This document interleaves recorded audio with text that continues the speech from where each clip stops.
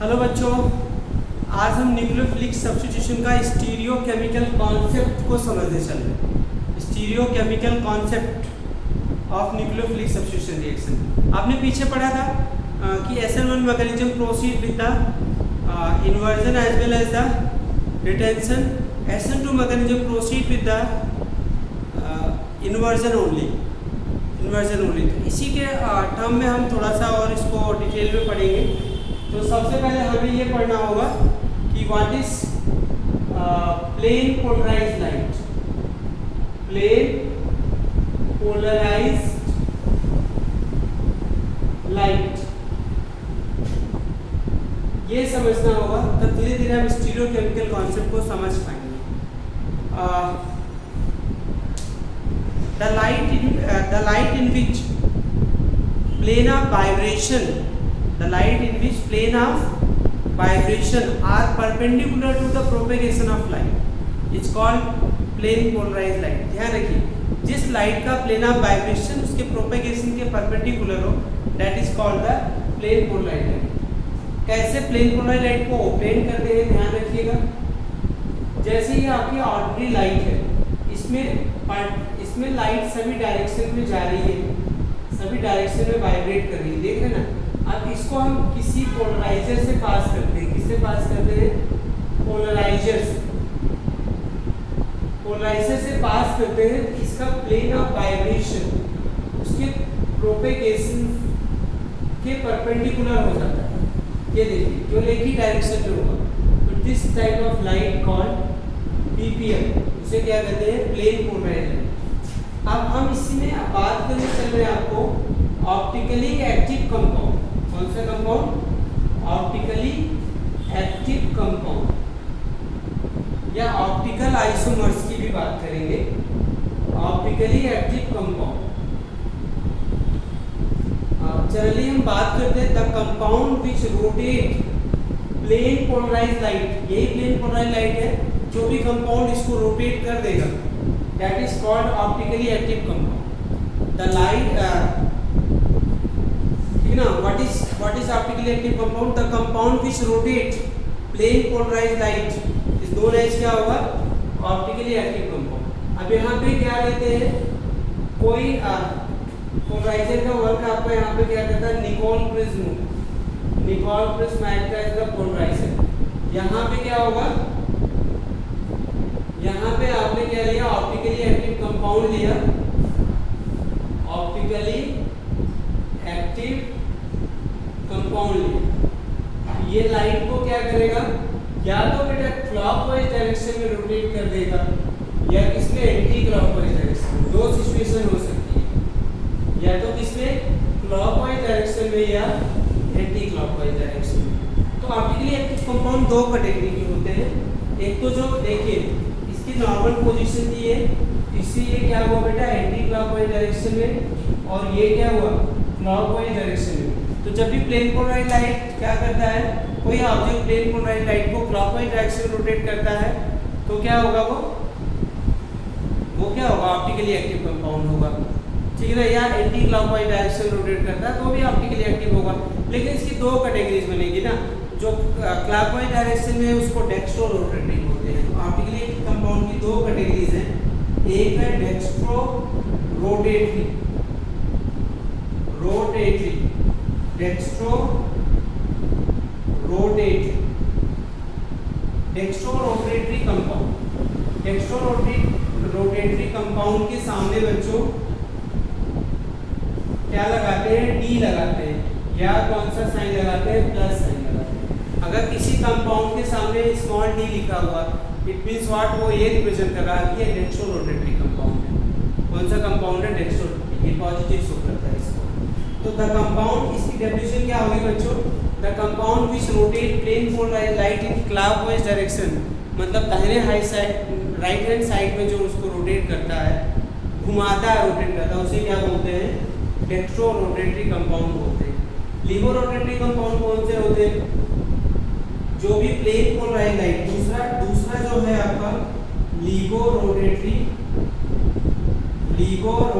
Compound. Levorotatory compound. इसमें क्या होगा, the compound which rotate plane polarised light in anticlockwise direction, इसमें anticlockwise direction rotate करता है, that is known as levo rotating compound. इसको किससे represent करते हैं, स्मॉल एल से या नेगेटिव साइन से रिप्रेजेंट करते हैं। ये रिप्रेजेंट करने का इनका तरीका होता है, ठीक है ना। अब ये देखिए ऑप्टिकली एक्टिव कंपाउंड होंगे, ऑप्टिकली एक्टिव कंपाउंड वही होंगे जो at least one chiral carbon contain करते हैं। क्या कंटेन करते हैं, at least one chiral carbon contain करते हैं, वही क्या होंगे आपके ऑप्टिकली एक्टिव कंपाउंड होंगे। ध्यान रखिएगा। What is chiral carbon, chiral carbon क्या होता है उसको समझिए जरा। Chiral carbon, chiral carbon generally asymmetric carbon होता है। क्या होता है, asymmetric carbon. Chiral carbon is generally क्या होते हैं बेटे, एसिमेट्रिक कार्बन, एसिमेट्रिक कार्बन। आपको पता है कार्बन की 4 वैलेंसीज होती है ना, अगर वो चारों वैलेंसीज 4 डिफरेंट एटम या ग्रुप से अटैच है वो कौन सा कार्बन होगा, कायरल कार्बन। जैसे मैं आपको बताऊं यहाँ पे HCl, इसमें कायरल कार्बन है नहीं, क्यों नहीं है, क्योंकि इसमें जो ये पर्टिकुलर कार्बन है उसमें देखिए 2-3 ग्रुप सेम हो गए। ये चारों ग्रुप क्या होने चाहिए, डिफरेंट होने चाहिए, लाइक दिस। जैसे मैंने यहाँ पे लिख दिया CH3, यहाँ पे लिख दिया H, यहाँ पे लिख दिया Cl, यहाँ पे लिख दिया क्या Br। तो अब ये देखिए ये this carbon is the chiral carbon. कौन सा कायरल होगा, तो ऑप्टिकली एक्टिव कंपाउंड होने के लिए उसमें कार्बन क्या होना चाहिए, कायरल होना चाहिए, एटलीस्ट वन कार्बन क्या होना चाहिए, कायरल होना चाहिए। तो ध्यान रखिएगा, या एसिमेट्रिक कार्बन। तो क्या होगी डेफिनेशन कायरल कार्बन की, the carbon which all 4 valencies are satisfied by the different group of atom, different group और group of atom से satisfied होती है, that is known as the, उसे क्या बोलते हैं, कायरल कार्बन। आया समझ में आपको, नहीं आया तो ये ध्यान रखना। और एक कायरल कार्बन, इसमें जो मैंने मिटा दिया इस वाला, वो आपका क्या था, एक कायरल कार्बन था, वो क्या था, एक कायरल कार्बन था। तो नेक्स्ट है आपका ऑप्टिकल आइसोमर्स। अब आपको हम समझाते हैं ऑप्टिकल आइसोमर्स।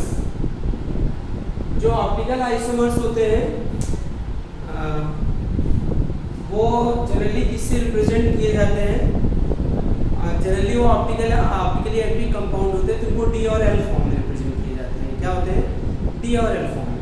तो the compound which mirror image are not superimposable is called optical isomers. ध्यान रखिएगा, जिस भी कंपाउंड का मिरर इमेज, उसका मतलब प्रतिबिंब, उसके सुपर इम्पोज नहीं होता, वो क्या होता है आपका ऑप्टिकल आइसोमर्स होते हैं। द कंपाउंड या the isomers which are not superimposable is called optical isomers। और optical isomers क्या होते हैं, ऑप्टिकली एक्टिव कंपाउंड्स होते हैं, means it will rotate the plane polarised light. ध्यान रखिए, जैसे मैंने ये कहा आपको, यहाँ पे ये Cl है, ये H है आपका, ये आपका क्या है Br है, यहाँ पे CH3 है, ठीक है ना। तो अभी इसका मिरर इमेज क्या होगा, इसका मिरर इमेज क्या होगा, मिरर इमेज में लैटरल इन्वर्जन होता है। Cl आपका Br इधर रहेगा, यहाँ पे क्या आ जाएगा CH3 और यहाँ पे क्या हो जाएगा आपका H। तो ये आपका क्या है, और ये मिरर इमेज है, और ये दोनों मिरर इमेज, इस कंपाउंड का मिरर इमेज ये है। अगर ये D फॉर्म है बेटा, मतलब अगर ये प्लेन पोलराइज्ड लाइट को क्लॉकवाइज डायरेक्शन में रोटेट कर रहा है, तो ये क्या होगा आपका L फॉर्म होगा, ठीक है ना। ये क्या होगा आपका L फॉर्म होगा। ध्यान रखना, जब भी आप रिप्रेजेंटेशन करते हैं तो पहले जो कंपाउंड लिख रहे हैं ना उसको D फॉर्म बना दीजिए। क्या बना दीजिए, D, क्योंकि इसको थोड़ा साइन कन्वेंशन यूज कर सकते हो कि D और L में अल्फाबेटिकल ऑर्डर में कौन पहले आता है, D आता है, इसलिए आप बना सकते हो D फॉर्म। तो इनको हम क्या बोलते हैं, एनेंशियोमर भी बोलते हैं। क्या बोलते हैं, एनेंशियोमर, एनेंशियोमर्स। एनेंशियोमर्स क्या होते हैं, the isomers which are not mirror image, उनके फार्मूला, स्ट्रक्चर, पोजीशन सब सेम होते हैं, but their mirror images are not superimposable is called enantiomer. मतलब optical isomers is also known as the enantiomers. Got it? तो ये ध्यान रखिएगा। और ये देखो ये ऑप्टिकली एक्टिव क्यों है? क्योंकि ये कायरल कार्बन कंटेन करता है। क्या कंटेन करता है? कायरल कार्बन कंटेन करता है। अब मुझे एक चीज़ बताइए, ऑप्टिकल आइसोमर समझ आ गया आपको? तो the compound the isomers which are not superimposable on its mirror image called optical isomers। दो कैटेगरी होती हैं, D फॉर्म और क्या होगा? L form. अब इसके बाद हम आपको बताते हैं कि जैसे ये कंपाउंड क्या है, ये कंपाउंड ऑप्टिकली एक्टिव है या नहीं। इस कंपाउंड को क्या बोलते हैं? साइक्लोब्यूटेन बोलेंगे। क्या बोलेंगे? साइक्लोब्यूटेन। अब इसका मिरर इमेज क्या है? अब इसका मिरर इमेज सुपर इम्पोजेबल। और पहली बात इसमें क्या है? एक कायरल कार्बन भी नहीं, तो ये क्या होगा? सुपर इम्पोजेबल नहीं। क्या होगा? ये जो है, सॉरी, ये सुपर इम्पोजेबल होगा, एक दूसरे के ऊपर सुपर इम्पोजेबल हो जाता है। तो ये क्या होते हैं आपके? एक कायरल मॉलिक्यूल है। कौन से मॉलिक्यूल है? एक कायरल मॉलिक्यूल है। और पीछे जो अभी बताया था जिसमें कायरल कार्बन होते हैं या एसिमेट्रिक कार्बन होते हैं, वो क्या होते हैं? कायरल मॉलिक्यूल होते हैं। क्या होते हैं? Chiral molecule, optical isomers, optically active compound, enantiomer, ये सब सेम वर्ड है। समझ आए कि कायरल मॉलिक्यूल्स क्या होते हैं? जो प्लेन पोलराइज को रोटेट कर देते हैं, क्योंकि वो क्या करते हैं? कायरल कार्बन कंटेन करते हैं। समझ आएगी नहीं बात? दूसरा, एनेंशियोमर्स क्या होते हैं? जो भी आइसोमर्स क्या होते हैं? सुपर इम्पोजेबल नहीं होते, नॉन सुपर इम्पोजेबल होते हैं, दैट इज कॉल्ड एनेंशियोमर्स। उसी को हम क्या बोलते हैं? ऑप्टिकली एक्टिव कंपाउंड भी बोलते हैं। ठीक है ना? तो ये आपका ऑप्टिकली एक्टिव कंपाउंड नहीं है। ये कैसा कंपाउंड है? एक कायरल कंपाउंड है। कैसा मॉलिक्यूल है?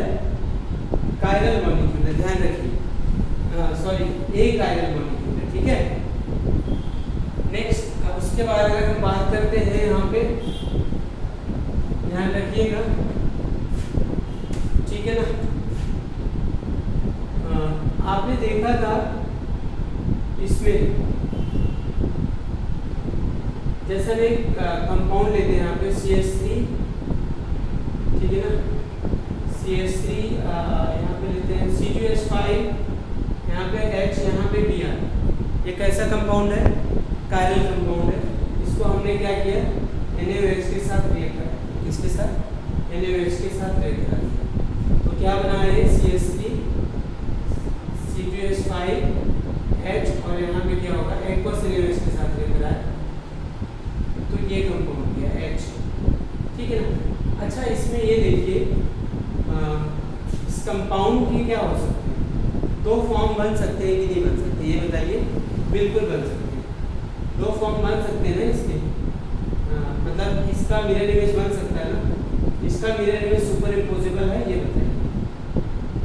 इसका मिरर इमेज सुपर इम्पोजेबल होगा?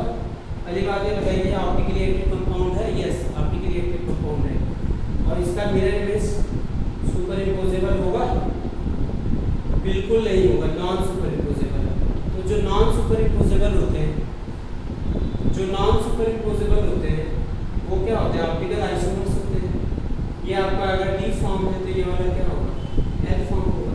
मतलब ये अगर डेक्स्ट्रोरोटेटरी है और ये क्या होगा? लिक्विड।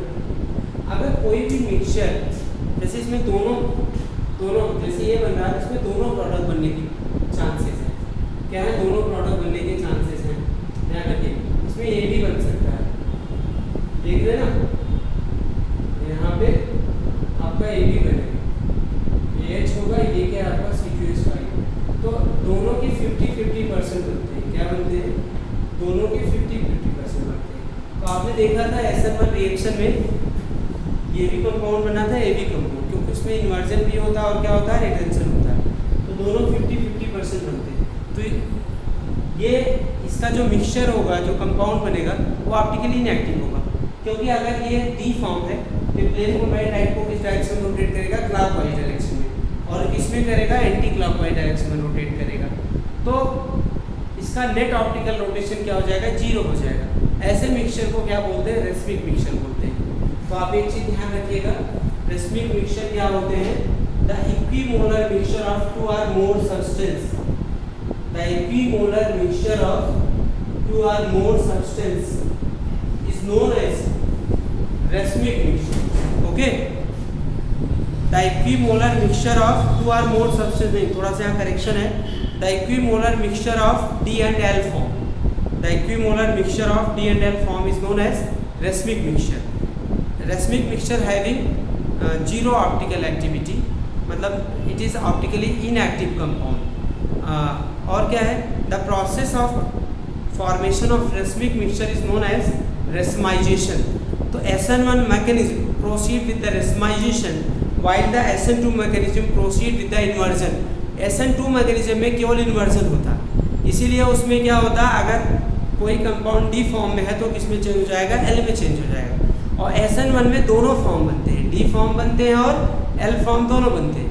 तो ये वो क्या होगा आपका, उस प्रोसेस को क्या बोलेंगे, रेसमाइजेशन बोलेंगे। क्या बोलेंगे, उसमें रेसमिक मिक्सचर बन गया। तो ध्यान रखिएगा, पूछा जाता है, ठीक है ना, ये क्वेश्चन। तो inversion, retention, racemisation I hope आपको क्लियर हो गया। और दूसरा एक चीज़ और इसमें पूछा जाता है, मीसोमर्स। मीसोमर्स में क्या होते हैं, they have the optically active compound. Mesomers is the isomers which mirror image are superimposable. Which mirror image कह सकते हैं are not superimposable, but it is optically inactive. Mesomers क्या होते हैं, ध्यान रखिएगा। Mesomers क्या होते हैं, the isomers which mirror image are not superimposable but optically inactive due to the presence of plane of symmetry. Due to the presence of plane of symmetry is called क्या होगा, mesomers. उसे क्या बोलते हैं, mesomers. तो आपने enantiomers पढ़ लिया, एनेंशियोमर्स, mesomers और डाइस्टीरियोमर्स भी होते हैं। डाइस्टीरियोमर्स क्या होते हैं, जो भी compounds, the compounds is non superimposable, but not optically inactive. वो नॉन सुपर इम्पोजेबल भी होते हैं और ऑप्टिकली इनएक्टिव भी होते हैं। That is called the diastereomers. उसे क्या बोलते हैं, डाइस्टीरियोमर्स। तो ध्यान रखिएगा। तो 12th में आपको इतना पढ़ना है, इन्वर्जन, रिटेंशन। कल अगली वीडियो में हम आपको बीटा एलिमिनेशन पढ़ाएंगे। Thank you very much.